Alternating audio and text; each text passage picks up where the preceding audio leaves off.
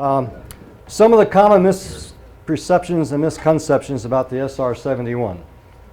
Number one, it will not go to 100,000 feet. I don't care what you read or what you see, it ain't going to happen because the airplane wasn't meant to do that, and it flat ass won't. You don't have to be married or single to fly the airplane. You can be either one or both. It's your own problem, not theirs.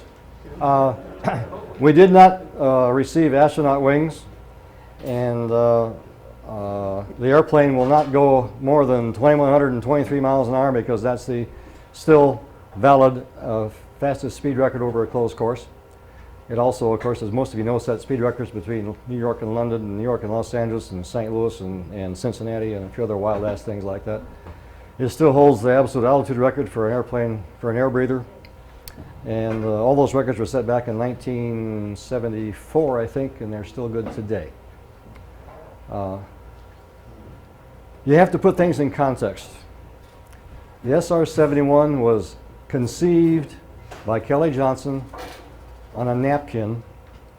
It was built with slide rules and grease pencils. About 95% of you guys don't have any fucking idea what a slide rule is or a grease pencil. But anyway, unlike our current airplanes like the B1, or B2 I mean, and the F-22 and the F-35, designed on computers and built to exacting specifications by contractors all over the world, shipped to the assembly plant and put together. And it all fits and it all works. The SR-71 was built in several places, hand-built, shipped out to the Skunk Works at Lockheed, and it was put together by hand. All 32 of them were assembled by hand, and all 32 of them flew differently. Some of them didn't fly for shit, but all of them flew differently. Now, all of you guys are of the old school, stick and rudder. You strap the airplane on your butt, and the airplane talks to you. It vibrates, it rumbles, and it squeaks and makes noise, and you understand what it's saying, and you listen to it. In the SR-71, you're in that pressure suit. You're in your own little world. All you can do is see. All you have is your Mark I eyeball to tell you what that airplane is doing. You don't feel any vibrations. You don't hear any noise. You don't smell any oil leaking. You don't smell any hydraulic fluid burning. All you have is your Mark I eyeball and the gauges to tell you what's going on. As a result, your normal senses are all gone but one. And that's how you fly the airplane, with the eyeballs. And in the early days, when the old timer here and I were in the airplane, we had the round dials, just like you had in the B-52. Not a hell of a lot different than you had in the B-29. Maybe more of them. Round dials. Day, VFR, which is what you were, of course, above 60,000 feet. Your pitch attitude on the horizon, which was a little bit curved, was the pitot boom sitting out there. And if you had to make a pitch correction to keep your climb cruise profile, you used a little bitty trim wheel that adjusted the pitch trim, and you moved the pitot boom up a tenth or a quarter of an inch or whatever. And you did your climb cruise profile. That's great in the daytime. It ain't worth a damn at night. Because you can't see it. So what we got in the center, and some of you have seen some pictures of the cockpit, great big J8 attitude gyro ball sitting there in front of you. Looks great. But you can't pick out a quarter of a degree of pitch on the attitude bar at night. And we lost some airplanes at night because you flat ass could not fly the airplane at night. So we quit flying it at night. Them SAC guys are really smart up there at Omaha. They understand, you know. So what we did, we said, okay, we got an ILS in this airplane, and we got a nav platform that's gyro stabilized, and we're going to modify the ILS glide slope to be displayed on a horizontal pointer. And you can do that, and you can make your quarter of a degree pitch correction.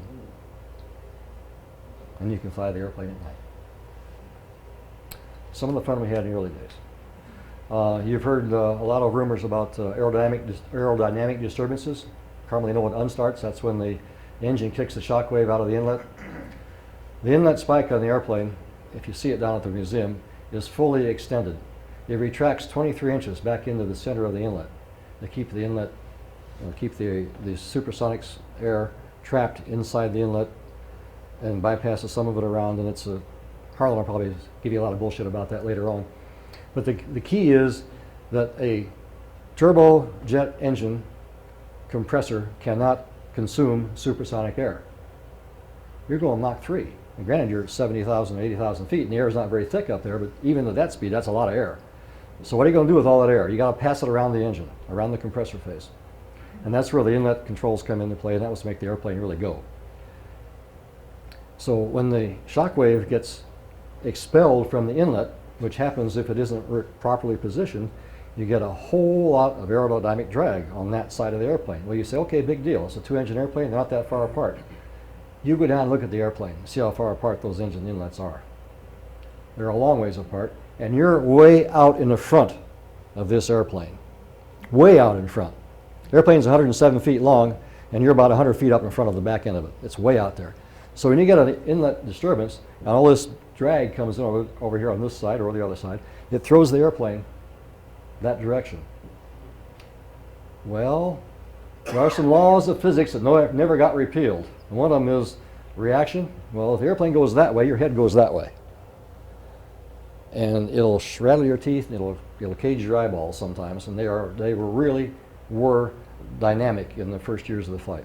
Later on, they got smart, and they interconnected them and put some sensors on them so that if one kicked the shock, the other one kicked the shock, and they both unstart at the same time, and both automatically restart, and it took all the fun out of it.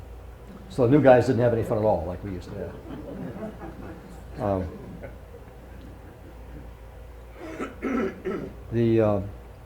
There are several books available about the SR-71. I understand one of them is out of print now. One of the guys was asking me about it tonight.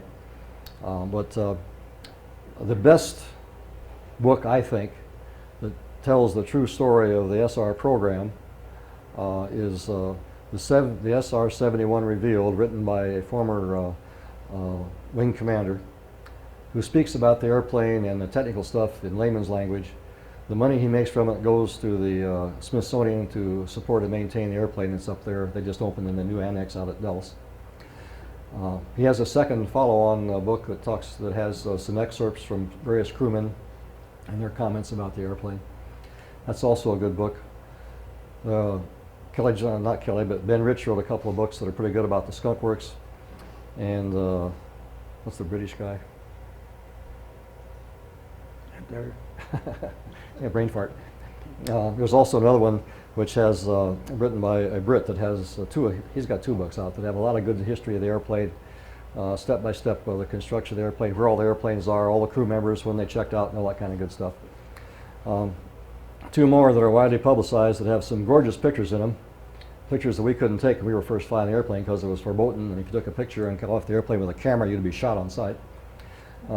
That's the Sled Driver and the Untouchables. They're both very expensive. A lot of the verbiage is bullshit, but the pictures are absolutely gorgeous. And if you got the money and want to get some really good pictures from the SR, the airplanes themselves, and of what it's like to fly at 85,000 feet and so on, there are some great pictures in there. You ready? I turn you over to the green monster.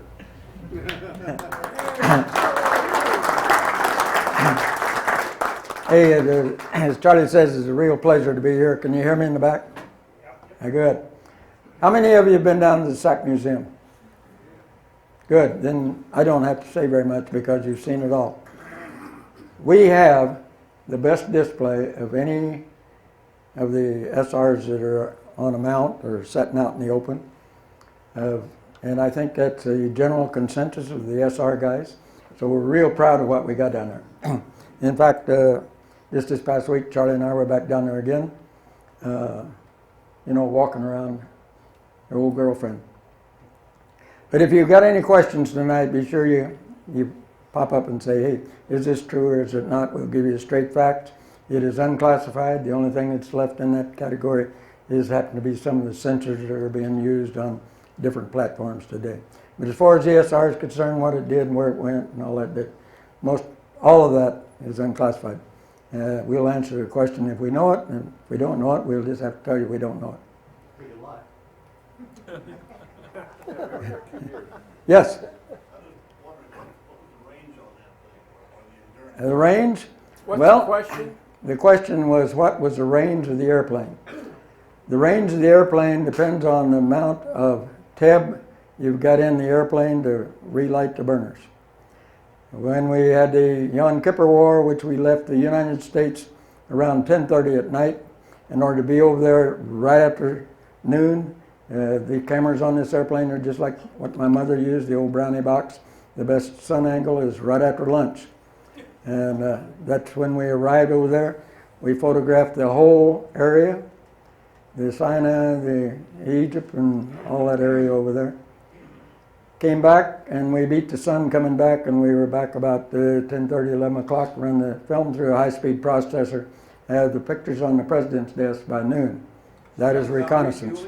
Huh? Is that without refueling? Oh, no. Forgot to tell you, every hour and 20 minutes there'll be a Texaco station waiting. Oh my God. So what was the range of the airplane? The range, an hour and 20 minutes, and it runs 2,120 miles an hour, so you figure it out. 3,000. Not quite. But 2,500 was about where we had to put a tanker. We had a little bit of a leeway, 1,500 pounds, and that will get you down to, we hope, the runway. We try to make the refillings where you could meet the concrete in case it didn't latch. One thing you've noticed, it takes a lot of tankers. We did that because we will not lose a national asset because the boom doesn't work on a tanker. So every time we refilled, if you needed one, there was two. If you needed two, there was three. If you needed three, there was four. So sometimes the tankers had to go a long ways, and they could burn the fuel once they got the airplane started. The igniters on a 135 will not light JP7, but it will burn once you get it going. There is no igniters on the SR. The way you get it started is you get TEB, which is a long word, about that long, and it explodes when it makes contact with oxygen. You have 13 shots in each engine.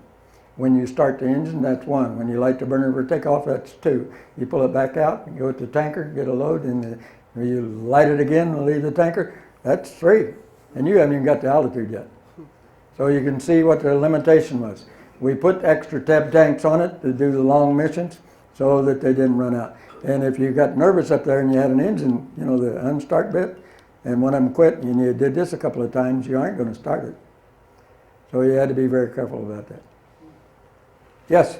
Tell me about your ground start unit. That'll come in a little bit. What's the question? What is the ground start unit to start the engine? Because the airplane flies high, it had to be very light. And so you don't have a starter on it. To start the engines, we had two Buick Wildcat engines belted together with a sleeve that went up into the sheave at the bottom of the engine. And you push it up there with the hydraulics, and it got started. And this whole thing is sitting there, blub, blub, blub, blub. There's two of them out there doing that. Sound like you're on the racetrack. And you're sitting there in the cockpit, and when you get ready to start, you tell them to start one, and we flip-flop back and forth. You start one day and start two the next day. So it wasn't like a multi-engine dice. You start number one first. You flip-flop back and forth so you could check the hydraulics. But that thing, when you say start it, and they take the throttle and shove it forward, and they go wide open. They have no mufflers on them. They're a little bit noisy. And when the engine gets up to speed, then it cuts out, and the engine, you know, they suck valves, they go boom, boom, boom, boom, boom, boom. But that's the way we started the engines in the early phase. Later on, we got an air research thing, and you hook up two air carts to it, and it was a lot smaller, and it didn't take as much when we went to recover the airplane someplace. You can put it in a 135 a lot easier. And normally, they've got a couple of air start carts wherever we would be going. Okay, I'm going to start out and cover a little bit of what goes on here, and then we can get into questions. In the beginning, any good looking? Well, I had Charlie's picture, and they think he's a small boy, and I didn't want to do that. One of the things we did is the best survival school, and most of you guys have been to some survival of some type, but the best survival school is water survival. And we went down and we had a ball. And we all had Firebirds, one apiece, and we was on the beach down there, and then they took us out and put us in a suit, and took us up on the parasail, turned us loose out in the ocean, let us get in that raft out in the ocean. And that is work. And left you sitting out there for a while. So we practiced in the swimming pool. You got the suit on, and we flew the silver suits, and later on they got the gold suit. But this suit was the first one coming out. That's only $16,000 a copy. You had two for each pilot and each member that flew. In case one of them's got a leak, you jump out of that and jump in the other. And that doesn't include the helmet and the faceplate that's covered with gold. The gold was so they could put heat in it so you could see out. You remember the first astronaut that stepped out? His faceplate fogged over. One of the guys that jumped out of the YF-12, it's a long fall. To hear his story, it'll raise a hair on the back of your neck. He bailed out at altitude and speed, and his faceplate fogged over immediately. On his way down, he was very concerned that the automatic system wouldn't work when he got to 15,000 feet. If he hit the ground, he's dead. And if he opened the faceplate to see how close he was to the ground, if he opened it too high, he was dead. So he kept going back and forth about, hey, I ought to open the faceplate. No, I can't open the faceplate. But his terminal velocity, it slows down. He's cruising a little over 2,000 miles an hour, and he slows down to his terminal velocity, which is a little over 100 miles an hour. And it's a long way from up there down. And I defy you to, without a watch, to see how long it's going to take. But everything worked, and he survived it in good shape. That's just one of the stories that was great. So we went out and got in the pool. Well, in the pool, getting in the thing was a little difficult, but you get out of the suit, you slip out of the back side. You unzip it, the zipper's up higher than you can reach normally, but you got to get the zipper, and then you back out. Well, you got the ring around your neck and the thing down around your neck, and if it dumps you out in the ocean, you're in deep trouble, because now you really got to get out in a hurry. But doing it in the pool, it was easy. You remember Gus Grissom? He damn near drowned. They were excited about getting the capsule and forgetting about the guy that was out there in the ocean. And he had the Mae West wings on, and when you take the helmet off, out in the ocean, every wave comes in and puts a little bit more water inside the suit. Suit gets a little heavier, and you get a little lower. So you notice on the suit there, they got the big bulges, and that's now we have Jane Mansfield water wings that floats you high. One of the best things about the airplane is the engine. It's one of the best engines that I've set behind, 34,000 pounds apiece, and it does a good job. It's a constant RPM engine, runs about 8,000 RPM, plus or minus a little. You check it at the end of the runway. That's one of your checks for takeoff, and you can trim it up, and it runs at a constant RPM. And then you are varying the power you have by afterburner. You got min afterburner, and it's variable all the way up to full afterburner. The minimum afterburner is about 55% of power, and you got max afterburner, you get about 85% at altitude. So it's a go-getter. The engine itself puts out very little thrust at altitude because it's a bypass system. If you notice the engine sitting on the floor down in the museum, you see those tubes that go from the front to back, those are bypass, and they come into action, somewhere around 1.8 to 2. The air goes around the engine and comes into the afterburner, and when you take off, the old vertical speed goes boop and hits the peg at 6,000 feet a minute, and it's set there until you get way up there, and it starts backing off a little, and it gets down to about 4,000 feet. And then when it goes into bypass, the peg hits, the vertical speed hits the peg again, and you're on your way upstairs. The little bulbs you see there, those are shock waves in the afterburner on the stand, and that's 34,000 pounds setting static. And you notice the face of an engine. We lost an airplane in Southeast Asia because the air coming into the engine when the airplane's flying like this slow, it is stalling at the top and compressor too much at the bottom. So we noticed over there that as they were going higher, some days the air is different over there. We used to go to 36,000 feet and do a dipsy doodle to go through the Mach. High drag is 9.8 to a little bit past 1. And to get through that, we went to 36,000 feet, dumped it over, And because there's a law in the United States, you can't go supersonic below 30,000 feet. So we had 6,000 feet to get supersonic and get back on the way. Well, in Southeast Asia, we were seeing the pressure in the inlet go down, and the fuel control is not controlled by the throttle, it's controlled by the pressure in the inlet. The inlet pressure was going down to the level, hey, this is getting close to shut off. We sent a thing down to Pratt & Whitney and say, how low can it go? And they said, we've had it to 0 on the test stand.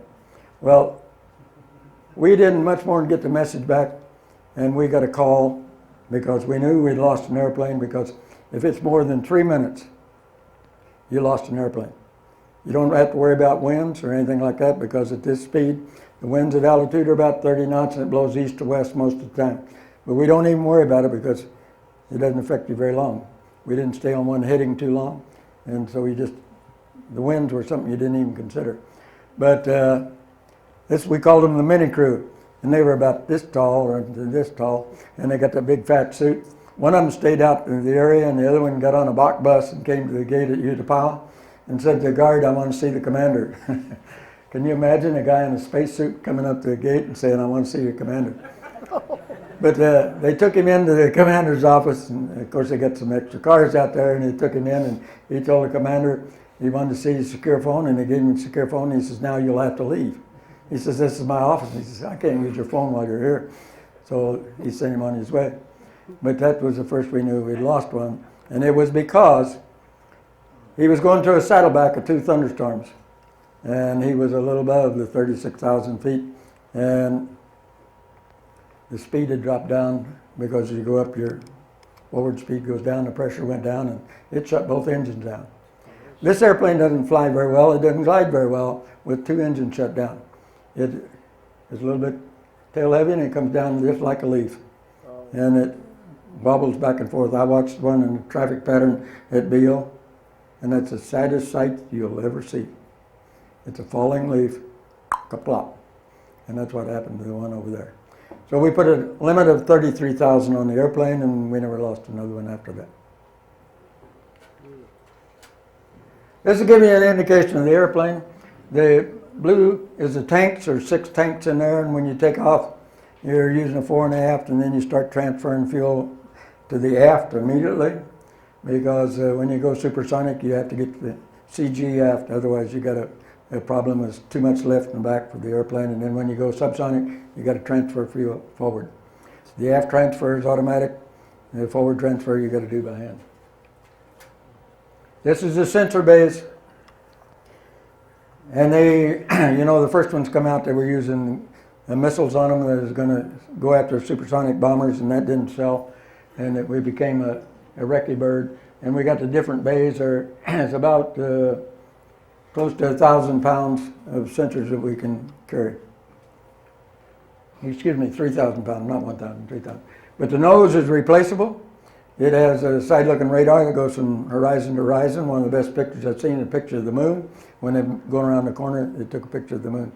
But it goes from horizon to horizon. Then we got the tech cameras, we got the oblique cameras, and they can point them to your glasses. And as we go, as long as you see them. Remember when we went after Gaddafi? The satellites went over and said, you guys missed the target. The SR went along, and it took pictures all along, says, no, it went through the front door. There's no walls left on the building. But that's the difference in the recce. We used all the different systems to complement each other, the SR, the U2, and the overhead. If somebody asks the range, this is the way it is, and you can multiply as many tankers as you can put out there. But there's every hour and 20 minutes, you go down to 26,000 feet. Well, we go down to 25 and then come back up to him. But the tankers at 26,000 feet, that's the fastest altitude for a 707. And they're running full out.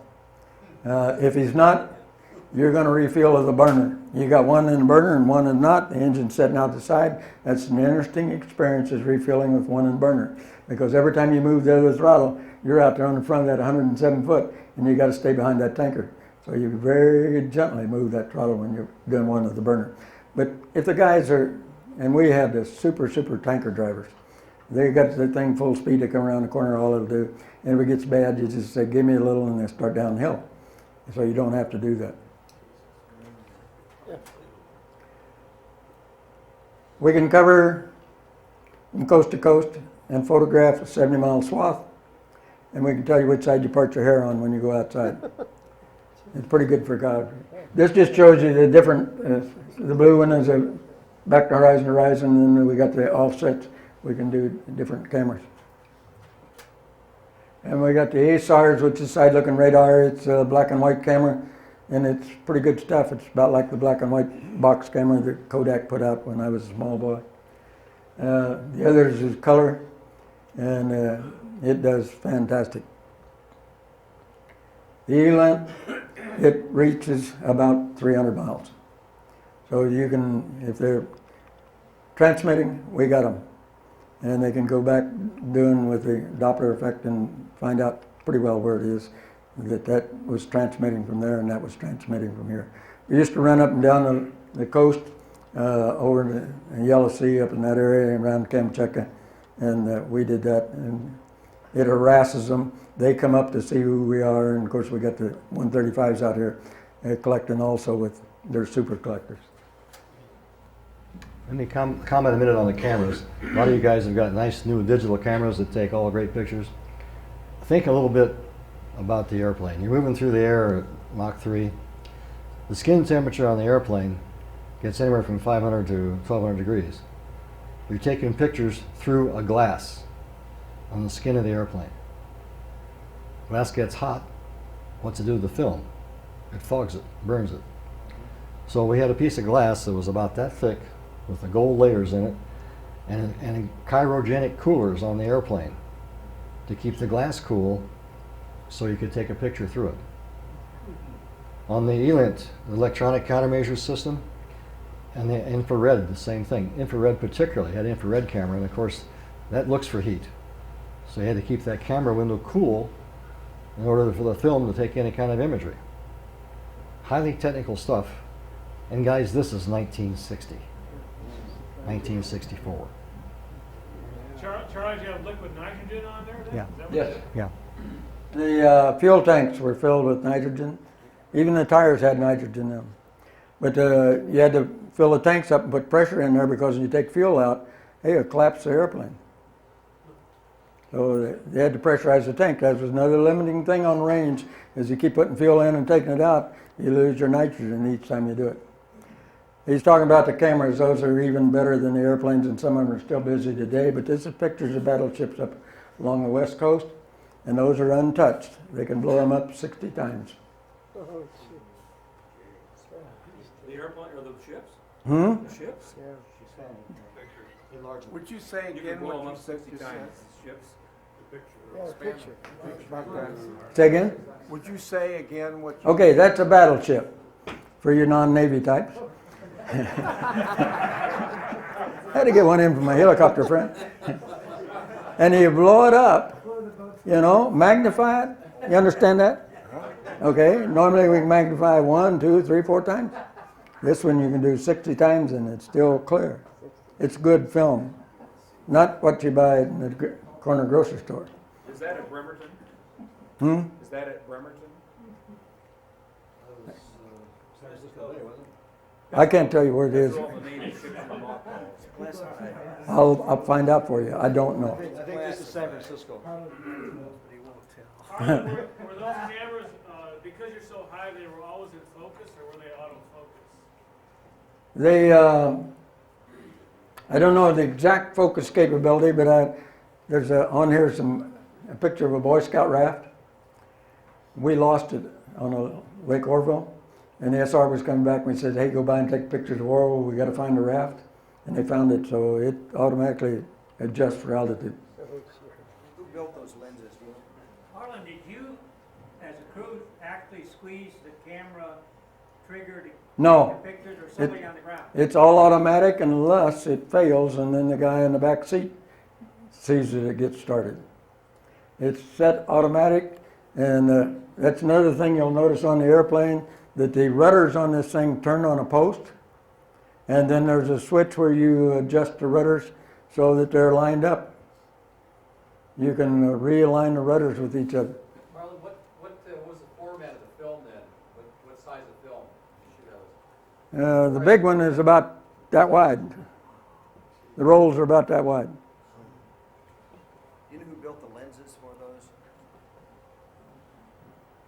These are the areas we operated out of, or two. And the one up at the top there, we used to come over from Beale, go up over the top, and come in on the backside.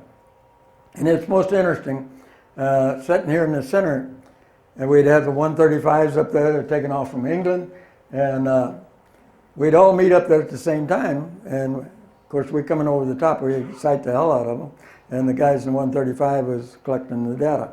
So we had lots of airplanes going north. And on one of them, we took off from California. The tankers come out of Tule, which is up there in the corner to refuel the airplane, and we come in the backside.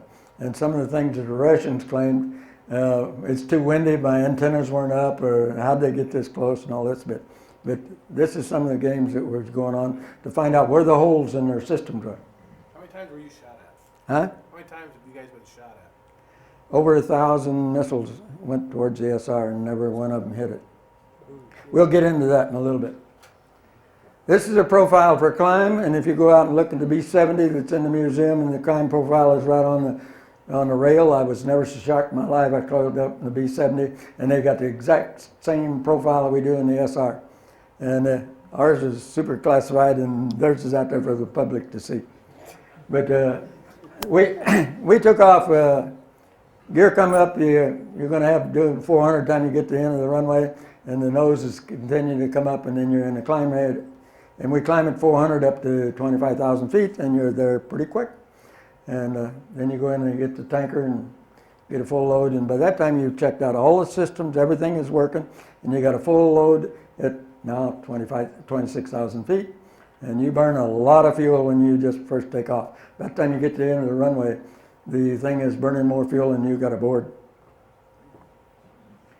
But after you did that, when you go supersonic and we pick up 450 and we hold that till we get up to the bleed off, and once you get to the bleed up there towards the top, see that last line, and what is it, 2.8 or someplace in there, you go to the bleed, and the Mach keeps going up, the keys are coming down, and the altitude's going up. When you get to altitude, you must stop two of them. Once you get two of them stopped, then you can capture the other one, and from there on, you're off and running. And to keep boys interested, you have to have a toy to play with. No, this is the one where we stayed proficient with flying, and every red-blooded American boy ought to have one, because it performs just like the SR subsonic, almost. When we used to chase it going off, he'd have to give you a little. Both of them in the burner climbing out, and you can sit right on his wing. He has to just give me a little, kind of like flying on waltz. Give me a little waltz. But we did a lot of flying, and we stayed very proficient. You flew at least twice a week in a T-38 because you didn't get too many of those SR rides. Okay. Every time you look at this airplane, it has a different picture. You notice the wings. Look at the wings at the end. See the wing, how they cup down? That cancels out the lift on that wing when you're supersonic. Subsonic, it gives you a lot of lift. It's kind of like putting flaps down. This is the only airplane in the inventory that does not have any design malfunctions like the ones that we fly. There's no flaps, no vortex generators, no speed brakes, no leading edge flaps, none of that on this airplane. It's a straight wing, and that's the way it is. But this thing cancels out the supersonic lift out on that wing, otherwise you have too much lift on the back. And the chine on the front, sticking out along all the way down, that's a lot of lift. This is a delta wing. It does not stall. If you've ever been in a delta wing, it just sinks. And it comes right on down, and you noticed when the airlines got the 737, they clobbered a few of those because they weren't used to the sink rate of a delta wing. And this is the beginning of sort of delta with a swept-back wing. This is the top side of the airplane. You can see because it's got red lines on it. But also this is the canopy at the top. But when we first got the airplane, we were in the traffic pattern doing 60-degree banks. And found out that, hey, we are right on the feather edge of the stall of this thing. The airplane has got a 2G limit. And your titanium, and I can recall yet today, coming down final at Beale, and this thing is like being on a persimmon tree. You played with those as a kid, and it's doing this to you coming down final. Goddamn it, I hope this thing don't break off. After a couple of rides, you don't mind it. It becomes second nature. Okay, there, we go to base ops, just like you normally do. You go into base op and get the local weather, which is the 48 states and adjacent area. That was the local weather. And then you go down to PSD and you go in. The first stop you make is the kitchen, and you tell them how you like your steak and eggs. We got steak and eggs prior to every flight, high protein, low residue. And then you go in and sit down and eat your breakfast. And once you get through doing that, you go in and brush your teeth and put on a set of long johns and go sit on a stool, and two guys come in and dress you. And then here the same guys are checking out the suit. And if it's got any leaks in it, you got to jump out and get in. You get suited up about 15 minutes prior to go, and then you get the soundest sleep you'll ever get in your life. They roll that strata lounger back, you close off the windshield, you can't hear anything, it's quiet, and you'll go sound asleep. And then when it gets time to go, they come pat you on the boot, you go get in a little truck, go out to the airplane, get in, sit down, you don't even fasten your own lap belt. Somebody else does that. See, this guy's sound asleep here. Looking at the suits, you see the bulges, that's the Jane Mansfield, and you got the intake over on the right, on the left side, and that's where you can set the pressure, and you can turn that thing up so you can lift that helmet off your head, because it does get heavy. And now that you put the wires in it, it has a tendency to lean you forward. You can lift that headset up. And the one on the right, you got the bleed out there, and you can set the temperature. You got your own temperature in there. The harness is up at the top. They fasten it in, and the one right there in the front and the center. You got a block and tackle right in the front there, and that's to keep the helmet on your head in case it pressurizes. When the suit pressurizes, it stretches, and if you didn't have that block and tackle, it goes down under your butt, and when you sit down, you pull it down tight, because when it pressurizes, you want to be able to see out. Otherwise, that helmet's up here and your head's down there in the hole. The gloves come on and they turn at the wrist. The headset you see up there at the helmet, you can turn your neck, but it's like this. Your head don't turn straight back and forth, it's like this. And you got a mirror on either side so you can see the circuit breakers behind you. You knew all the circuit breakers where it was. There've been about 40 on each side, and you go back 4, down 5, and that's that circuit breaker, and you go back 10 and down 2, and that's that circuit breaker. But that's what the mirror was for, so you could see back down here what's going on. You see the feed port up there on the side of the helmet. You could stick something in and eat. We taken the beaten meat and gravy and put it up on the windscreen and get it hot, and that was pretty good. I like the applesauce. It took less energy to squeeze that out, that beef and gravy. It'd take both hands sometimes to squeeze it out, and I used more energy getting the food out than it did me good. See, he sat down in the airplane, my very first sortie to go by myself, I boarded. The guy come out, he dropped his pencil. He went down in the cockpit, so they couldn't find it. I got out, they couldn't find it. So the little truck come out, and we all went into the thing, and they looked around, they couldn't find it. They took a seat out, and they couldn't find it. Guess where that pencil went? Between the two throttles. He could have dropped that thing for the rest of his life, and it never went down through there, but that's where the pencil went. So now all of them are chained.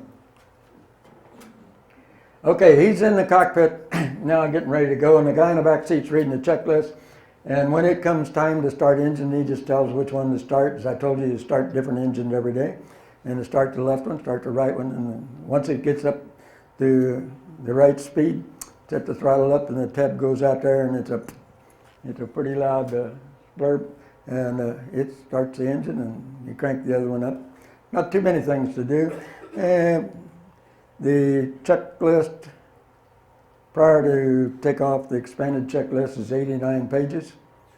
And the emergency checklist is 139 pages, of which you knew that one forward and backwards. This one, we start in a hangar, we taxi in the hangar with the engine running, we taxi out the hangar. So it really was a shocker when you went to a strange field and said, open the hangar doors, and you taxied right into the hangar. They get very upset, and the fire truck comes running out, and you say, goodbye, it's ours, go away. And the brakes are smoking, and they're just not used to that type of operation. This is a tab that, as I say, when you squirt a little, and you can see the burner rings around there that throws the fuel in, but that's a teb that comes in, and it's very hot, and that's what starts the engine. Okay, when you get to the end of the runway, you're ready to go. You know, after we started there in the hangar, I can recall, as you come out of the hangar, it's just like taxiing in here, because you're way out there, and you're sitting in front of the wheel, you got to go a long ways before you start to turn. But my nose used to itch, goddamn, it would itch like mad. And you're going down the taxiway and you want to scratch your nose, but you can't get to it. And you try to get to the mic and it won't get to the mic. But you get taxi out and you check to see if the brakes are not dragging, you disconnect the steering and all that bit. And that's about what you do going down. And you get to the end, you stop and put chocks in the wheels. You cannot run the engines in afterburner. It will scoot, go away. So you run one engine up at a time and you check the RPM, see that it comes up to, it's approximately 8,000 and the temperatures are up. And you check for hysteresis of the thing when you run it a couple of times. And then you're ready to go. Pull out on the runway and man alive, here's when it begins. Your nose will quit itching. Just about the time that those burners light, and it will never itch again, guaranteed. And they don't have to tell you got a light. It's a soft light.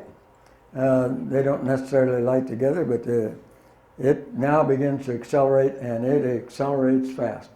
We take off with about 35,000 pounds of fuel aboard because it cuts down on the leak and the seeps, and we're going to hit a tanker anyway. And it's easier on the tires. The tires are 227 knot tires. If you take off with full load, it's 219 before you lift off. The heaviest weight on the tires when you're pushing down on the back end to get the nose up. So you're pushing down and you're doing about, close to the max on the tires when you do that rotation. And we had a couple of tire failures. And when that happens, it's disastrous. I tell you, this is a ride of your life. It's just going up to get a tanker. This is a normal climb up there. Doesn't take you very long to get there. And when the U-2s come around, when we was overseas, we had a bet with the U-2s that we could beat them to 5,000 feet. Where you see a U-2, he starts down the runway and he goes, whoop, and he goes like this. But he's only doing about 100. And we go down the runway, it looks like we're on the runway a long time, but we're doing 400, and we beat him 5,000 feet. And then you're on your way to the tanker, and the guy in the back is checking everything, and there is the prettiest sight you'll ever see in your life.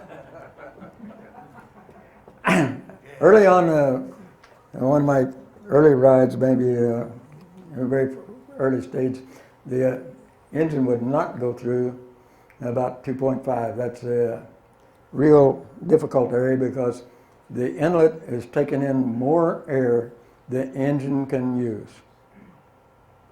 So that's the only design malfunction on the airplane. They had to get rid of some of that air, so they put a forward bypass doors on it, and they put, you'll see close up that if you look at the airplane down there at the hangar, at the close about 30 inches back from the beginning of the inlet, there's veins on there, and that allows the bleed air to go overboard. That's high drag, but that gets rid of some of the pressure in that inlet, and it would not go through, and it was banging the living daylights. Because at that time there were two switches on the dash. You push down on those two switches and it drives the spikes forwards, open the door, and all that banging crap goes away. So my fingers were out there in front of it. God damn it, Hain, you can get your fingers on those switches. And they're going back and forth underneath my switches. Well, now you're down low and you're looking at the fuel gauges, and you got to get to the tanker. Well, I'm way out this way, and my tanker's in California. And, you take a wag towards the tanker. You have a TACAN aboard, and they have air-to-air TACAN in the tankers.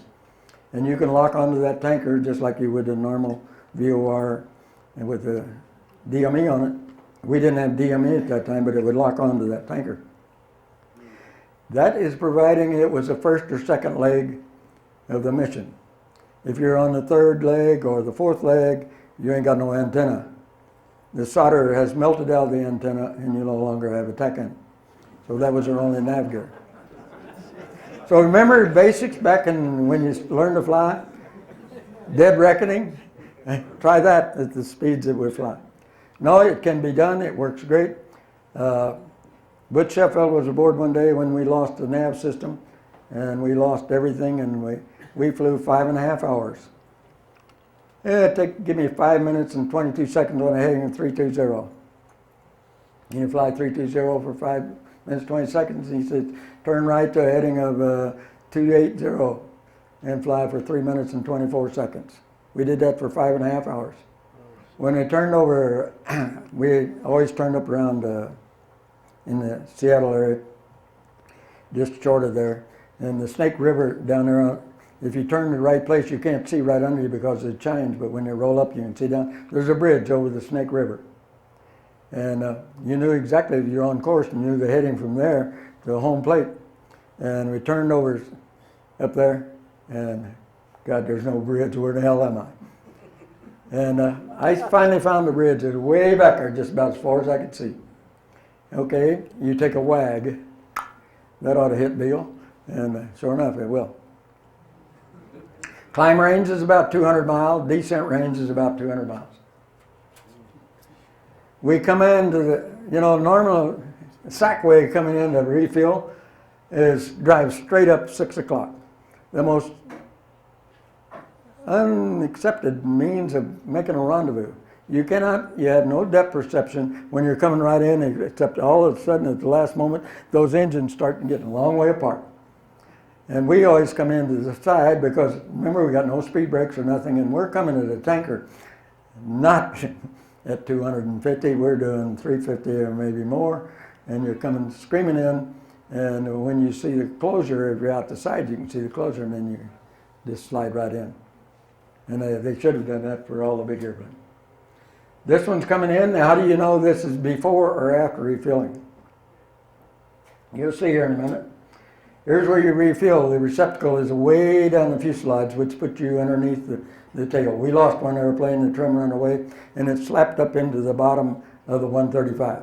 Knocked the nose off the SR, and the guy can't see out. And if I eject, I'll go up into the tanker. If I don't eject, I might not be able to get out of here.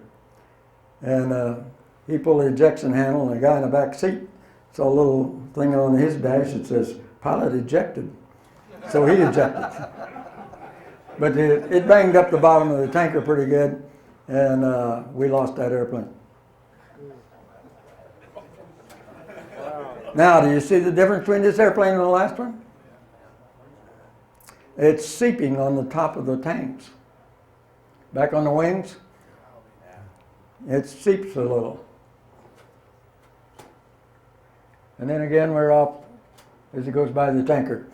This guy took the pictures, and this is out of the Shoals book. But this is a view of going around, turning the corner, and that's the reason why it's an angle, because looking straight out, you don't see too much through that split window up there. But this is what it looks like from altitude. Now the darkness, as the camera does a little bit darker than what it really is. It isn't quite that dark up there in the daylight. And you can see one heck of a long ways. I guess when I first started flying, I thought, man alive, if I get lost, I'm really going to be lost. But guess what? You find yourself a hell of a lot faster than you do in a little airplane. Because you're going to see something from up there you recognize. There's going to be those big things they call the Rockies, or that long thing they call the Mississippi, or that lake out there they call the Atlantic, and they come up pretty damn fast. Just to give you, for instance, our local flying area before, you had 10 sorties or 5 sorties or something like that. I guess it was 5 sorties. Was west of the Mississippi. Once you got that under your belt, now you're a big boy and you can go across the Mississippi and you can fly the 48. Well, I'd got my 5 sorties or whatever it is, and I finally got the sortie that went across the Mississippi. And we had a call sign in there. We could call up the centers, and it hooked you into the telephone, and you could talk to any telephone you knew. So when I crossed the Mississippi, I called the scheduling officer, and he come on the phone, and I said, this is Aspen 36, MI, crooked letter I, crooked letter I, humpback I. Aspen 36, what's your problem? This is Aspen 36. M-I, crooked letter I, crooked letter I, humpback I. Aspen 36, what's your problem? Oh, no problem. I see the big lake, time to turn, thank you.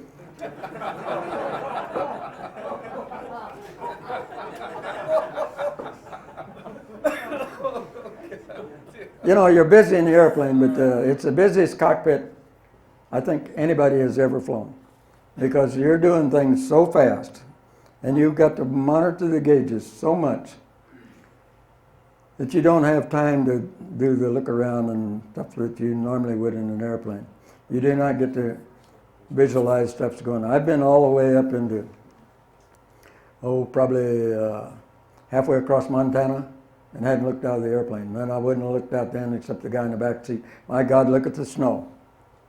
But that's how busy the cockpit is, because you're flying very close. And back then, you know, if the gauges start wiggling on the inlets, you knew it was about to happen.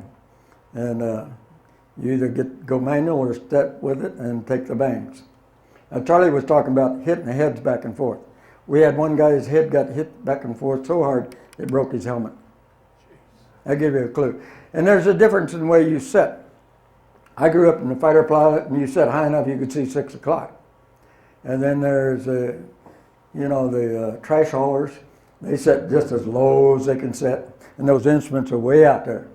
And those that sit low, up in that tent we had there, their head would get banged pretty damn hard. This is Brian Scholl. Self-portrait, set the camera up on the dash.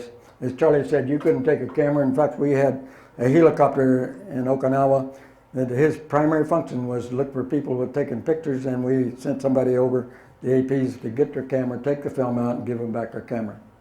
The reason for that, this was the beginning of stealth. And you notice the tails cocked in, that's part of it.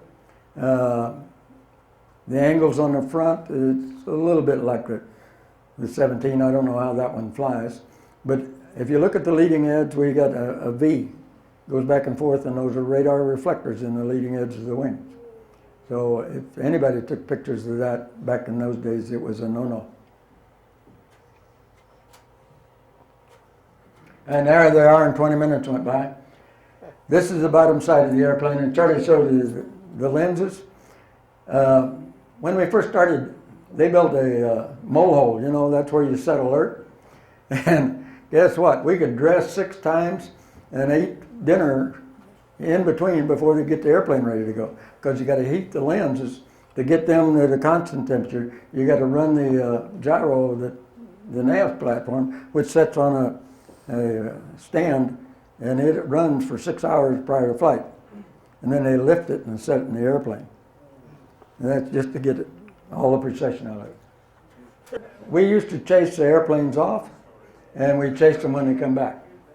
And it was a real, I guess, one-upsmanship or whatever you want to say, but it was a pride if you could be going downwind, and when you call and say ready, he's going to release our brakes on the SR, and you turn full burner in the T-38, and diving down your traffic pattern altitude, you're diving down, and get on his wing before his gear get up. That's join up. And the join up when he's coming back, we had a troop coming back one day, and I was setting strip alert. He's coming back, and he had buckling in the nose. Well, he'd run his seat high enough he could see the nose, and the titanium was very thin, and it moves up there. So he's in the early stages, somebody hadn't seen it, and we thought he was in deep trouble. We scrambled, and it was going towards him.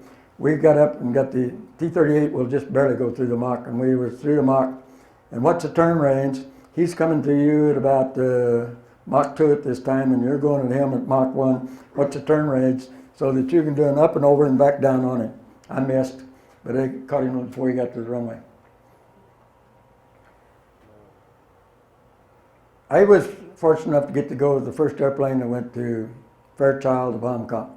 It was only for the crew members to see. But you know the press, once they heard that mother was there, they were wanting to get through the hangar door. Well, it was a very diplomatic problem. As what we're going to show is that was the first time the SR was ever displayed off its home plate. And then later on, they started taking it to air shows, and it was a real showstopper. This happened to be at Farnborough, and the crowds were all over the thing, and the guys were running around. They had to change off. They were getting writer's cramps. This is the saddest day in history. That was a stand down of the SRs. You know, we had flown the thing almost 30 years in all parts of the world and did some things that people said could not be done. We had, when it first started, we were going to have 36 crews. We had capabilities in Turkey, Thule, Eielson, Okinawa, so that we could operate. Well, we found out through the capability of the airplane that we don't need 26 crews. You see the picture with 26 was the highest we ever got. And then we lived off of that for a long time, and then they finally started bringing some guys in. But you can cover a lot of area in a hurry. We use 2 crews. One is in the cockpit and one is mobile. The mobile guy does all the pre-flight, cocks the airplane. When the guy comes out, he just sits down. If something happens, he gets sick or something, they just flip-flop, and now that guy's the driving the sortie. So you work as 2 crews, both of you are ready to go. And that's the way they operated the system from beginning to end. Some more gee whiz stuff. Harlan talked about the drag on the airplane and showed you where the little the hangs down on the tail end out of the wingtips. And I told you the nose was replaceable. We discovered early on in the program that we're flying with about 6 degrees of nose up L-bomb trim at cruise. All that drag is fuel. So they took the nose off the airplane and they canted the nose section up 2 degrees. Of course, you can't see it on the airplane. But by canting the nose up 2 degrees, we took out 4 degrees of L-bomb trim and gave us a whole lot more cruise range. You saw the picture of the airplane coming off the tanker where it is wet on top. The airplane actually grows about 7 inches as it heats up. And of course, then it contracts when you come back down. All the fuel cells are integral to the skin. There are no bladders. It's sliding panels, and that's where the fuel seeps. But all the rest of the airplane also grows. So you have to have expandable joints, and tubing has to flex.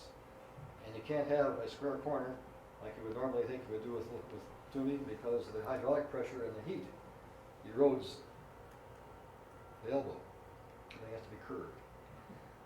If you look at the engine out at the museum, you'll see lots of gold plating on it. The gold plating is there to help pass off the heat. The airplane is painted black because black not only absorbs but it also radiates heat, and that's why it's that color. Now the U-2 is black also, but that's for a totally different reason. So you can't see the U-2, but it also helps make the airplane a little bit hard to see. The airplane is made of titanium and composites, and the leading edges of the wings that Harlan talked about are sawtooth, and that presents some of the radar reflection that gets diverted away from the ground station, so you don't see the airplane on the radar screen.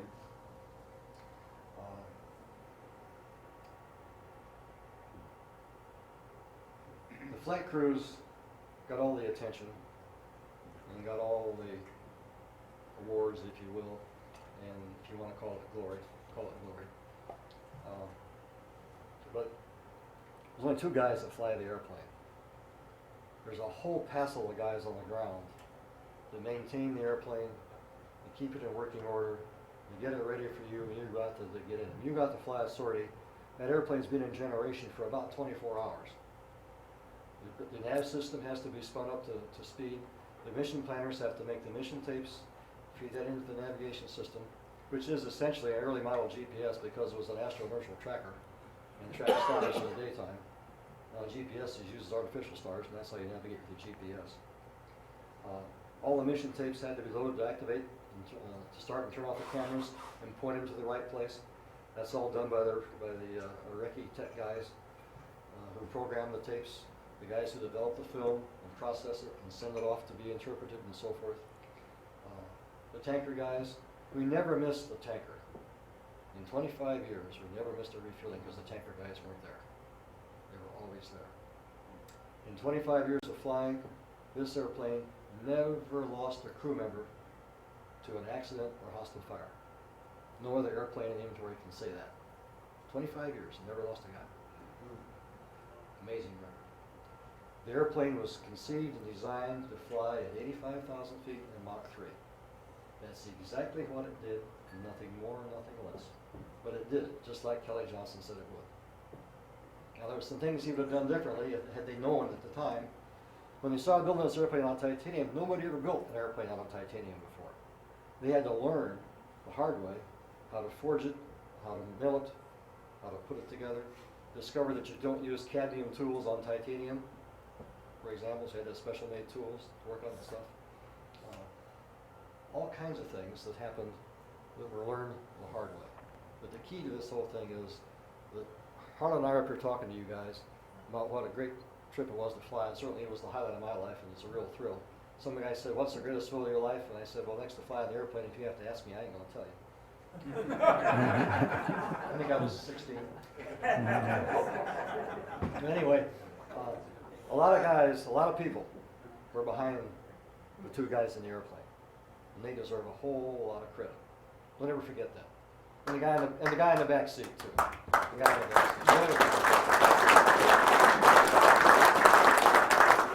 seat. You wonder how many guys it takes? About 125 to get the airplane ready. If it diverts, and I told you about that emergency checklist, we were divert, and your alternate is always 200 miles in front of you. Because if you take pi times the diameter of the turn radius on this airplane, you'll find out that that runway that's right under you is a lot farther than the one that's 200 miles in front of you. So you're looking at an angle about like that. That's your emergency runway.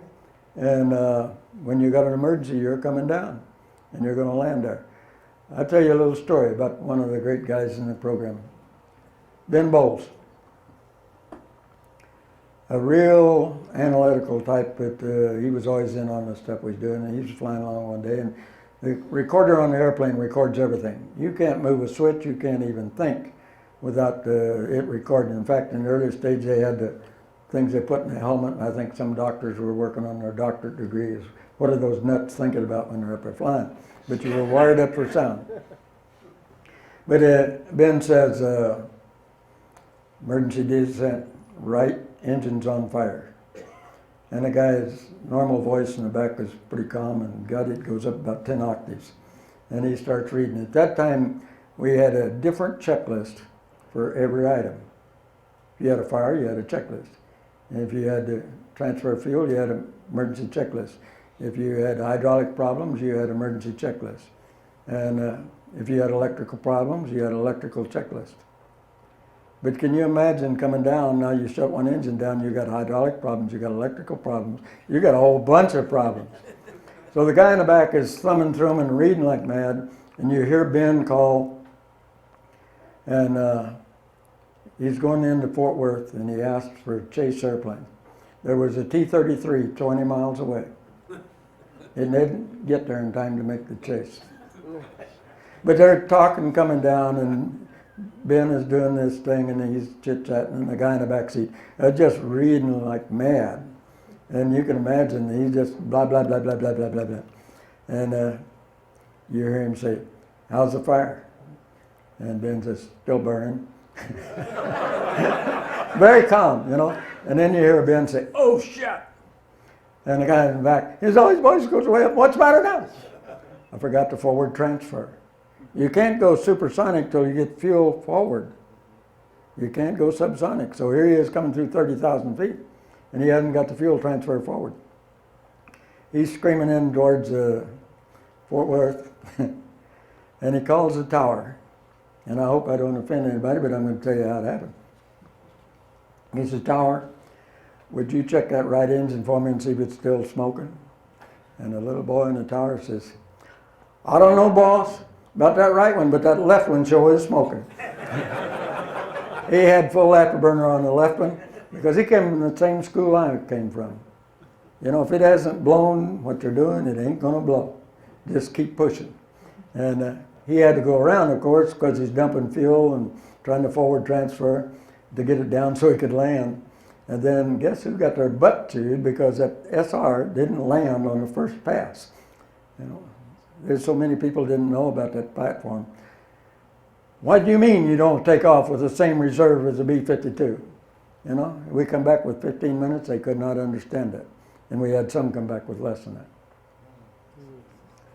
We had one, we did the work over the North Pole before they did the pipeline up there. We photographed that whole area up there. And we hadn't flown in that area. And guess what? The temperatures are different over the pole than they are here. At altitude, it was quite warm. What happens to an airplane when you get in warm air? Well, you cob it to keep it going. And his fuel curve was going down like mad.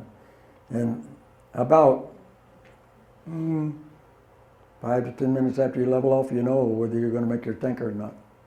Because you burn a lot of fuel getting there and you can run it backwards. And he was going to be short, so we ran the tanker down track towards him, and they just did get hooked up. We had another one come back to Beale. The fuel hit he gave me, there was no way he was going to get back.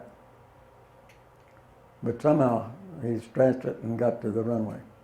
But you play it real close on that fuel burn. It's as I said, the highest fuel burn, you got 80,000 pounds of fuel aboard when you got a full tanks, and you're burning a little more than that by the time the gear comes up. Up at cruise, it burns about the same amount as you got in your 135 in cruise. You're burning the same with those two that they're burning in 4, but you're going a hell of a lot faster than he is.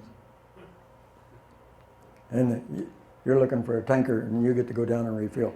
Refueling, acrobatics, and landings are the excitement in flying, so you get to do a lot of that in the SR. We'll take any questions, anybody. Does that have an autopilot, Harlan? Yes, it does. Excellent autopilot. You can fly, you can hand fly the airplane, but the chance of getting a good take are pretty slim. What's the longest duration flight? Longest duration, about 13 hours and a little. How about personal hygiene? Personal hygiene. Well, if you got an hour and a half bladder, you got wet feet. No. In the early stage, that was true, and the only thing they had was diapers and female pilots. By the way, there's one gal that flew in the back seat at the Edwards. She was part of the test force, and she wore diapers, and she was cheaper to fly than the guys were because later on in the program they got the pedal paddle, and they put that thing on your dinghy, and if you like that. I didn't particularly like that, but you had a little catcher in your pocket of your suit, and it went down into that. You just turn a little valve, and it goes down in there. But otherwise, it went down in your boot. And that's the reason for the high protein, low residue, so you don't have to go to the John. And if you do, you're going to set in it. You get back, and then they flush your suit out and air it out, and ready to go. I'm not sure it was you, but someone told us that had something to do with those planes, that the engines were canted at a certain angle, that the fire from the engine met about, say 300 yards behind the plane, and when the enemy would send up heat-seeking rockets, they'd go off in your exhaust and not in your plane. Okay. Well, stories get bent a little, but that's pretty close. The only thing that's bent is the dog pecker, and that's the spike, and there's down and in. And believe it or not, one time they put the left dog pecker in the right hole and the right one in the left hole, and the thing goes out, and it's like this, you know? Instead of pointing in, they point out. And as many people as go out to that launch, how they didn't see that, I don't know. But he went on, and he got up there, and of course they won't go back. They got up to that high drag area, about 2.5, and it was banging. And they come back, and everybody saw it when he's taxiing in. but nobody saw it when it was going up. No, you're right, a heat seeker will go to the plume because that's the hottest place and that's a few 100 feet behind you. And the Victor Terrafuse will go off, and now you've got shrapnel trying to catch an airplane that's going faster than a 30-06 bullet. So the shrapnel never caught it from the rear. Then you got the smart one, where this ended up by radar are tracking you, and they're telling that missile where you are. Well, we had a smart box aboard our airplane that reads their radar, and it says, yeah, there he is, and we send a message back, I'm over here, and it goes. A very effective system, very effective. What's the replacement aircraft? Huh? What's the replacement aircraft? What's a replacement airplane? Well, we don't have one. You know, the Roar was supposed to be to come in effect, and I saw the plans of the Roar way back there when I was doing a program. It's But- the Comanche 260. That's right. We got a Comanche 260. Charlie, you were talking about earlier about the pitch of this thing and how you're using the pitot tube on the horizon on a VFR day. You're talking about a half-degree change, and what comes to mind is some of us have been able to fly jet aircraft at high altitude, and when we had, you get this thing at 39,000 feet, and it was a son of a bitch just to pitch control it without the autopilot. Okay. My question is, how did this thing hand fly, and how high could you hand fly it fairly well before you had to have the autopilot? You can hand fly it all the way, but like you say, this airplane flies at the max altitude of the airplane, and you take any airplane and it'll do the same thing. I don't care if you're flying a 260 or a B-52 or a 135. You take it to its max altitude and it's mushier than hell. You're very ginger on the controls. The autopilot does that much better than we can. We got a trim wheel over here on the autopilot, and you control the pitch with the trim wheel. A trim wheel on an autopilot. And you're trying to fly within 200ths of a Mach. So we're going to fly at 3.00. Well, you can stay 3.02 down to 2.98. And if you can stay in that, you're paying attention to the store. But if you get way on up there, now you're flying at 3.2, you're a little bit higher, you're getting in thinner air, and you're flying out the limits of the airplane. Now the airplane limitation is the temperature on the face of the engine. That's 427 degrees. Now the reason for that, and I just told you the story about the guy that was on fire. The buckets came out of the engine and went through the oil tank, which is gold, and the temperature there set that oil on fire. And when he got on the ground, it had a great big hole. But that's the limit. So when you're up there cruising, if it's a real cold day, you can go like a scalded dog. But if it's hot and you're pushing, the temperature's up. Now we use a fuel for a heat sink. When the fuel goes through the air conditioner, it goes through all the accessories and stuff, and even back to the back, we use the fuel to move the nozzles. And it goes back then and is burnt. If it's too hot and too much of it, it goes into tank number 4. And tank number 4 is the last one you've got. And by the time you get ready to come down to that tanker, you've got hot fuel trying to cool everything. Who was the first test pilot? Salk, I think, flew the first SR back in 1964, December. Did I just hear that they're going to reactivate some of the SR-71s? I think I heard that just in the last 2 or 3 days. They were going to unmothball them. Well, there is none to unmothball. We got one of them in the museum down here. It has no engines and no doors. They stripped it of a lot of things. There's no SRs to bring out. You mentioned INS systems for your cameras. The what? You mentioned your INS system for your cameras. And INS. also your TACAN for navigation. Yes, Did you have an onboard INS for your navigation as well? it did the navigation. Was 9 waypoints enough at Mach 3? Yes, the waypoints are, it is programmed prior to takeoff. You put a tape in the system.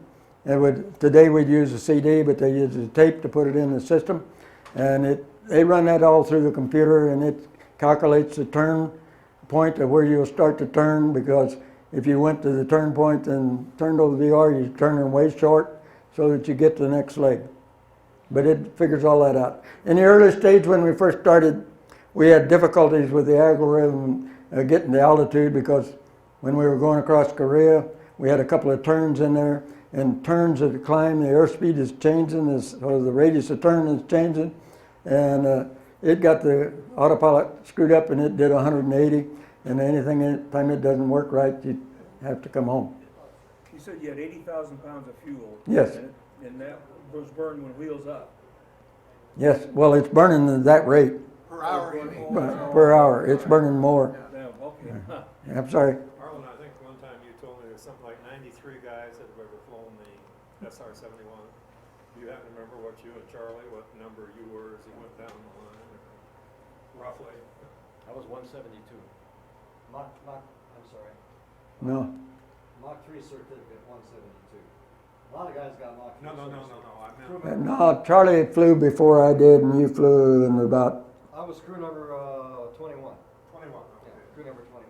How old were you guys when you got into the program? I was 35. How many hours did you log? I had just under 400 in the airplane. Got about 5,000 when I went into the program. To get into the program, you had to volunteer. That was the first thing. You were volunteering for an airplane that you didn't know what you were going to fly or what the mission was. But as with anything, 90% is I wanna. So the first thing you had to do is volunteer. And then you had to have flown 3 different airplanes, 3,000 hours, college degree, never have a pink slip in your folder, and your family medical records were checked for thickness. I.e., if you're on the other side of the world, they didn't want you worried about mama who goes to see the doctor every day. So that was his specs. It was laid on, and I was the guy that happened to be in the position to select the people to go. I didn't select them. I sorted them out and gave them to the commander to find. But I was tapped here in the headquarters. I was flying B-52s, went to command staff, command and golf school, and my assignment was to homestead. I bought my wife a convertible. We're going to Florida. And en route, it got changed. I'm going to SAC headquarters, a personnel weenie. And you think I wasn't pissed. Somebody had stepped on my card. But that's one of the best assignments I had. And that's how I got in the program. I was there and had all the rated officers in SAC. What year was that, Harlan? I was back in about 1965. When did you start, Charlie? 64. I started in 66. You started in, yeah, but I didn't get out of school till 64. And I got to the headquarters, and my job was, I had all the rated officers in SAC. Had a bunch of NCOs were doing the work, but I was the officer in charge. And they come in to me. There was 2 guys in personnel were briefed on the SR. And if we spoke to anybody, we were history. I don't know what happened. After about 2 months, I never saw the other guy. And I never saw him again in my career. We got to get this story straight. Go. It'll help Harlan's memory. I was on alert up at KI Sawyer and B-52s in the spring of 1966. Remember that hour-and-a-half bladder? Don't have a very big boot, do you? You were warned this wasn't going to only last 2 hours. And I was coming my 35th birthday, and the cutoff date was 35. So I called officer assignments in SAC headquarters, and who answers the phone? Hain. He said, "I'm glad you called. I got your record right here on my desk." And I thought, bullshit, you got my record on your desk. This is a bunch of crap. He said, "No, I'm going to." I didn't say that to him, but that was my thinking. He said, "We're about to send you a message to go out to interview with the wing commander out at Beale for the SR program." I says, okay. Thanks a lot. I hung up the phone. This was like on Wednesday. Friday was changeover day, and the changeover briefing Friday morning, the commander says, "Charlie, report to the wing co. Get off alert." Oh, no shit. I didn't screw up any alerts anywhere, not this week. Well, I went in to see him, and he says, "We got a tanker going to Beale on Thursday. Be on it." I said, "Yes, sir." That's how I got in the program. That's how Harlan got me in the program. He was telling the truth. Friends. Was the backseater always a navigator, or could it have been a pilot? He, I don't think we ever had a pilot in the back seat except in the trainer. They were navigators out of B-52s, B-47s, F-4s, B-58s. But yes, they were always navigators. Besides that, they had to help you out. You know, they did all the checklists and they was going to help you navigate if things went wrong in a hurry. But it's the first time in my flying career and the last time that a navigator knew anything about an airplane.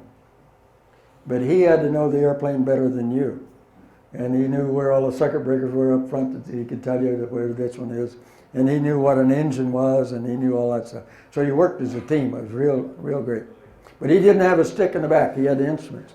Where did the titanium come from? Russia. That's gotta be an interesting story. It was interesting. Well, titanium is a funny material. They're starting to use it more. But back then they didn't know. And if you take a normal grease pencil and make a mark on the airplane, when it gets up to temperature, it'll crack. The wiring harness on the engine that you see down there, if they bend it when they're putting it on the engine, they have to throw it away. Because when it gets up to temperature, it cracks. The airplane has got titanium, steel, aluminum, gold, any kind of metal you can possibly think of, and they all expand at different rates. Charlie told you that the airplane grows, and it does grow. Nobody got out and measured it, but mathematically it grows. And then you come down from altitude and you come screaming in behind that tanker. He's got minus 35 fuel.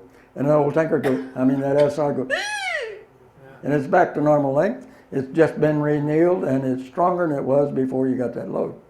The airplanes were very strong when they were better than when they come out of the factory. What's your training period? Training period, 4 sorties. 3 sorties and standboard. In terms of days. Days, though, days-wise. Oh, days? Well, as soon as you did that, then you had to get 100 hours before you go fly combat mission. How long did that take? For in the early stages, we were flying 6 airplanes a day, so we were saying 6 months. Simulator training? Simulator, you bet. We had the best simulator in the world. When I had my first ride, I didn't think I needed a guy in the back seat, but I had over 100 hours in the simulator. And it would, so close to the airplane, you do not need movement to have a good simulator. You know, the thought is if it doesn't have 3 axes, this simulator is no good. Well, that's a bunch of money thrown down the drain. If you got a simulator that really simulates what you're doing, you don't have to have the feeling in your butt. Yeah, that helps a bit, and it makes you have vertigo. Interesting you should mention the simulator, because I signed on to become chief of the flight simulator section, which is what I did for about the first 6 months. We had an IBM computer, the whole floor, about half the floor of what was known then as the Sage building at Beale. In those days, you made a bunch of cards, and then you made a tape. And then you fed the tape into the machine. And you had computer banks and banks and banks of computers. And you ran these mission profiles into the simulator. We had a motion simulator. It had pitch and roll. And we could induce the unstarts and that kind of stuff in it. But every time a crew came back from a mission, either I or my backseater, we were a team together down there, would go to mission debriefing, and we'd take down the notes on what the crew had to say about what happened to the airplane, anything unusual. And then we'd go back down to the simulator section. I'd get my NCO, and he'd get his guys, and we'd have them write this incident or event into the program for the simulator. And then, of course, we got to flight test it to see if it worked, and played with it until we finally got it right. So we had an up-to-date current simulator that had everything in it that ever happened to the airplane from day one, whatever happened all the way along. So we could give all the other crews the same experience that these guys had. Whether it was a fun experience or whether it was a no-shit experience, we could give it to them. So just like as Harlan said, my first day in the airplane, I got in and sat down and took a look around and thought, shit, I've been here before. Except this time it moved out from under the hangar and we went on to take off. But the simulator time, you had to have at least one simulator flight. You had to fly once every 7 days, or you had to have a simulator flight. And in most cases, you got the simulator flight before you flew. So even after you got combat ready, you still spent a lot of time in the simulator. So it was never a dual flight. First time a guy got in No. that, it was for real. It wasn't anybody with dual controls or no dual control In the airplane. pilot airplane, the trainer. Got a I'm trainer. talking about the real airplane itself. I mean, there was no dual control real airplane, No. right? Yeah, wait a minute. I think your question is, did you have somebody warm fuzzy? Yes. In the trainer, you see the airplane that has a cockpit raised up on the back? He's talking about the regular operational. The first time you flew the SR. First time I flew, there was a guy in the back solo, seat. right? No, there was a guy in the back seat. Yeah, but Which no w- controls though, right? Yes, Back? Oh, there was? yes. And the nice thing about that, if you're flying in the back seat, for me, it was just like sitting in a Mustang. Because what you see from the back seat with that raised cockpit is that black nose up in front of you, or the canopy of the guy in front of you. You're seeing the canopy in front of you, and it's just like an SR. When you come in to land, you can't see the runway. It's just like being in a Mustang. When you come in, you do that, go around like this, and you're looking out the sides from the back seat. And you can line up. Front seat, visibility is great. But you got 3 rides in the back, and then your standboard ride. So you had 4 rides in the airplane before you jumped in and went by yourself. As I say, when I got ready to go, and Charlie says, "Hey, what's that guy doing in the back seat?" But he was there. The back seat had almost everything at the front seat. It did not have the restart switches. If it started banging, you had to depend on the student in the front seat to push them down. There's a few things like that that weren't in the back seat. Anything else? Yes. What did it cost to fly that thing? What did it cost to fly that thing? That is the most, well, it's less than 3 squadrons of F-4s with the tankers that support them. But not much. Oh, yes, quite a bit better. I say that facetiously. I don't know how many remember the Almond War. How many remember the Almond War? Oh, gee whiz, guys. Where's history? But during the Almond War, we were flying 141s into Almond. And we were planned to fly the U-bird over to take pictures of the war. And Intel says you can't do that, you're going to get shot down. Hey, we got 141s flying in every day.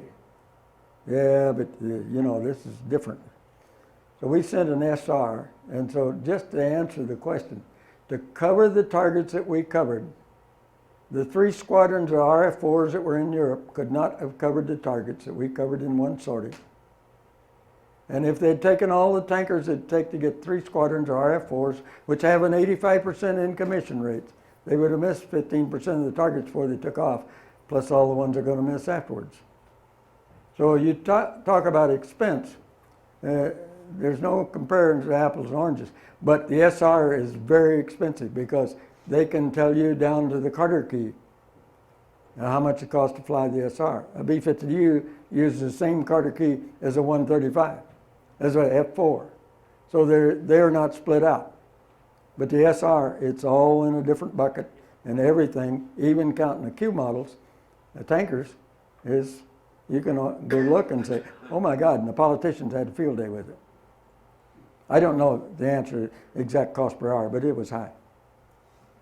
Harlan, it took 7 KC-135s, either airborne or on work to support the Southeast Asian mission out of Kadena. Out of Kadena, we take off, going south, there's 2 tankers. When you get down there, there's 3 tankers. And you go through the area, and when you come back out, there's 3 tankers. And when you get home, there's 1 tanker overhead. And why is the tanker overhead? In case he can't land. And I'll tell you another story I'm not proud of. We crashed the last SR that was crashed just prior to the closing the thing down at Kadena in the briefing room. We had a typhoon going, and we went regardless, with the wind was blowing, and the tankers, they went in also. But they got airborne, and when they came back, we got a 30-knot crosswind, and it's raining like hell. So this is what was briefed for takeoff. They changed the profile and says, well, why don't we refuel the SR when he comes back? And the tanker couldn't go on to CCK. And if the SR doesn't get in, he then can go to CCK. We have never landed an SR full of fuel. The speed on final is 175, I believe, if I recall right, plus fuel over 10,000. Well, he's now got, he just loaded up with 80, so he's probably got 75,000 when he's on final. In the tower, we have an officer that is monitoring the enlisted troops that are controlling the traffic and making sure everything is done. And one of the things they had to do was go across the runway and arm the barrier. Now, the barrier is the thing that throws a cable up and grabs the airplane. And in this particular case, the arming switch was across the runway in the pit on the other side. And you can listen to the tapes and the guys coming in, and you can hear the guys doing their checklist and all that jazz. And then you hear faintly while they're talking, negative barrier. Well, the kid that's responsible for the ground traffic asked the air traffic guy if a guy could cross the runway to arm the barrier. The SR is 20 miles out. He could have crawled across the runway. Negative, I got one on final. The guy officer didn't catch it. So neither did the guys in the airplane. And they're coming down final, and you can hear them doing their checklist. And they get the winds and all this junk, and they land, and the tower says, negative barrier. And then you hear boom, boom, boom, boom, boom. The tires are going. He lights, what happened when he pulls the chute? It's a normal, you turn it and pull it and stiff arm the thing to keep from getting a face full of instruments. Even though you got your harness tight, your neck will stretch. And the chute comes out, and it's kind of like, I would assume, the hook on a trigger, because it really brings you down. And I don't think, in my personal mind, that he got his hand completely up to the thing, because the chute came out and left. We've never had a chute failure, but it came out and left. And when the chute left, he lit the burners, and guess where he broke the ground? In the overrun at the far end of the runway. And he's already going like hell when he lands.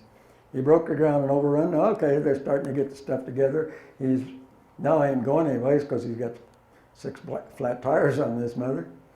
And the tires are pretty strong. But they now change the direction of traffic, and they arm the barrier, and he comes in and lands. Everything is going fine. He's on the runway, and you can see the skid marks where he went after the nose wheel, because when it comes down, you push a little button on the stick, just like the F-86, and if you get the thing lined up with it, it will lock in. Or you can hold the button down, and it will catch on and tape. But you see him go after it, the swerve, and he didn't get it, and then the shade comes down. And the airplane starts diagonally off the runway, and it goes and goes and goes, and it comes down to the barrier.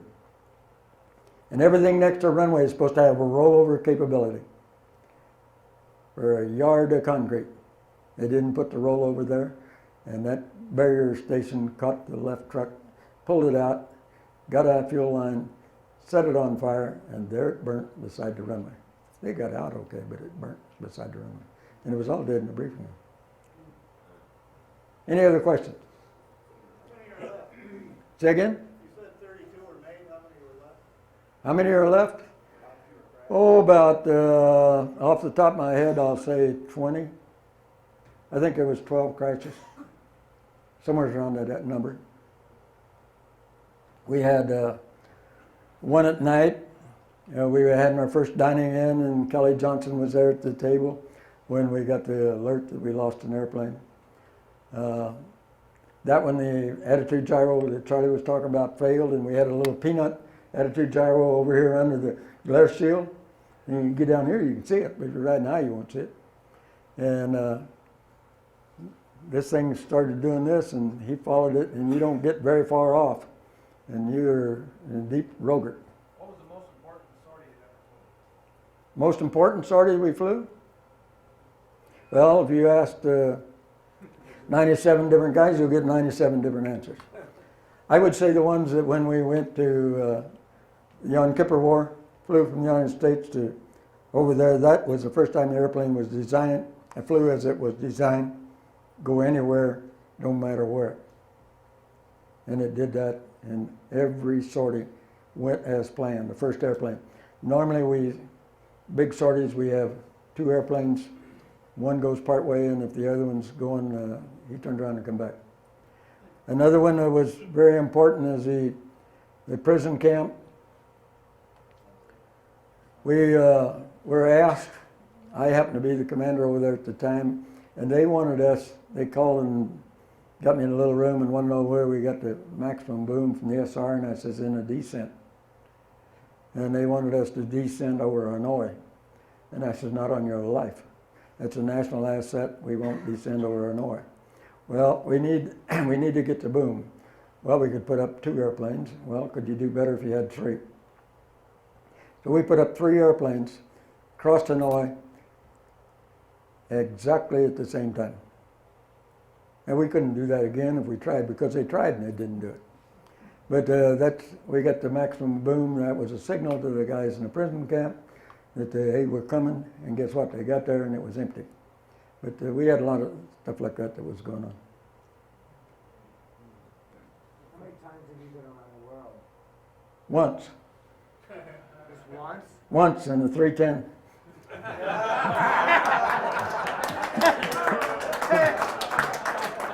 Now, if you add up all the flying time, I've been maybe that. So. How many times he's been around the world?